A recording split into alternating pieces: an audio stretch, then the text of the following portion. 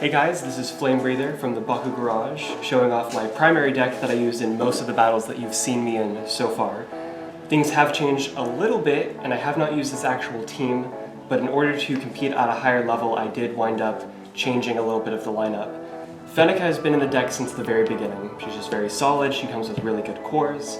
Hydoris is of course the funny meta Bakugan, as somebody in the Kali Discord server said, because funny meta Bakugan, very strong overall. And Trox here is the newest addition.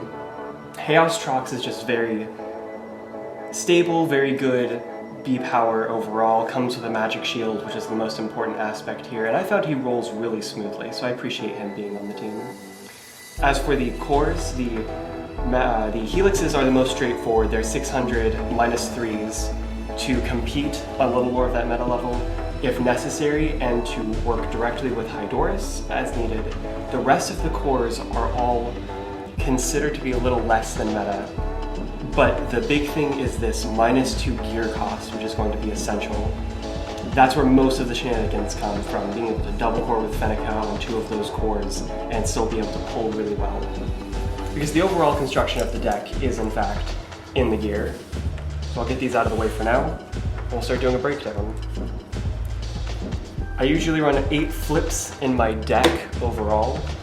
In this case, we have 2 Fusion Ventus Defense and 2 Fusion Mud Shields, as well as 2 Baku blocks and 2 over and unders. This sort of setup I find is very consistent overall when it comes to stopping things.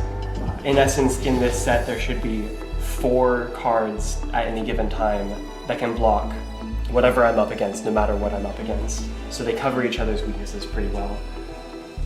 And for that plus the gear, I think that gives me a pretty good overall defense. Speaking of, this is the bread and butter of the deck, except I don't like butter, so it's all bread. Savage Swarm, Rainbow Sparkle Cannon of Doom! And if you pronounce it any other way, I will tell you you're wrong. And Telekinesis Crown.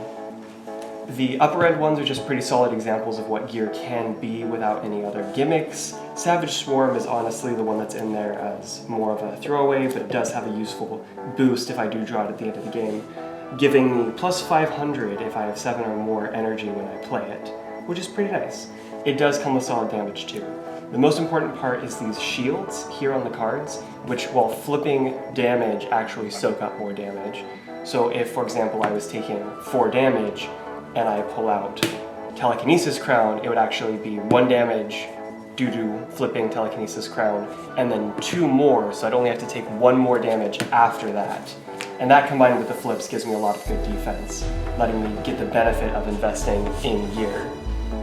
We also have these 3, Light Burst Cannons, Crest Stormers, and Gaia Rockets, which are primarily in here for their high defensive armor costs, and just being relatively solid overall. I've never played Gaia Rockets in a single game though. It's very expensive, it's the most expensive card here. And the next most important thing is Ventos Energizers and Chaotic Booster. These gear actually let me double up on gear, letting me further into the investment and keep pushing that advantage that I get from the cores, even into the late game. And I find that by using these, I can get a pretty consistent level of advantage over the opponent that's easier to maintain and cheaper to play than just Evos tend to be. There's a lot more options, because unlike Evos, gear can be played on any of my Bakugan. Following that, the rest of the deck is filled out with cards in a pretty decent, even curve for energy costs that supports the theme overall. Moxified Cubbo Beam is a brilliant 1-cost card that takes away 500 B from the opponent. It's good at any point in the game. It's great when you pull it in the first round and just run someone over with it.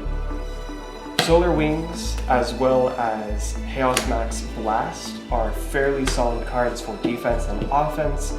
One of the big things being that I can draw cards based on their abilities, especially since if Chaos Max Blast is played on a Bakugan that has a gear attached, I get to draw 1 card, and card draw is, as always, the most powerful thing in the game.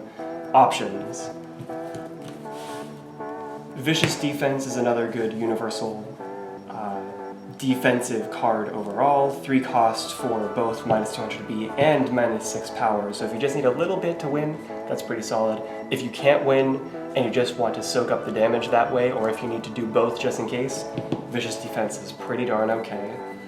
Also in the 3 energy cost space we have Juventus Destruction, which is actually a 6 cost card that only costs 3 if they have a Baku-Gear in play at all, not having to be on that Bakugan specifically, which is very useful. And finally, Triple Blast Cannon, which is also paired with Swamp Trap to have a total of 4 counters.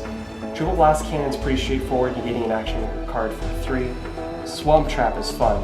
It's a 4 cost counter that costs 4 to play, but then lets you recharge 4 energy cards. So if you play it early on, in the round itself, it pays for itself, letting you keep your energy to use damage later oftentimes after disrupting your opponent's move. And finally, to round it out, we have Fast Fusion Ray and Baku Fuser. Pretty straightforward cards that let me alter the damage by, or not alter the damage, but alter my B power by 1,000 each. This actually used to be a hybrid card, but it had some weaknesses. I ran with a more consistent thing. And Fast Fusion Ray has the advantage of being able to, if energized in the early game and energy is paid, get me card draws. So it doesn't hurt too much if I draw early on, because I can get the cards back later, which is, again, a good advantage. These are mostly in here to round things out. Plus 1,000B at the end of the game can help you win overall, or just push things in your favor. And with all of those effects together, I can usually stabilize the game, keep myself in the rounds, keep making my rolls until my Bakugan are bulked up, and then not only start rolling with an advantage over the opponent, but swing with damage that's actually worth making those rolls that can take them out in the end game fairly quickly. That's about all I have to say about this deck. Thank you for watching, and thank you for being subscribed. We appreciate it.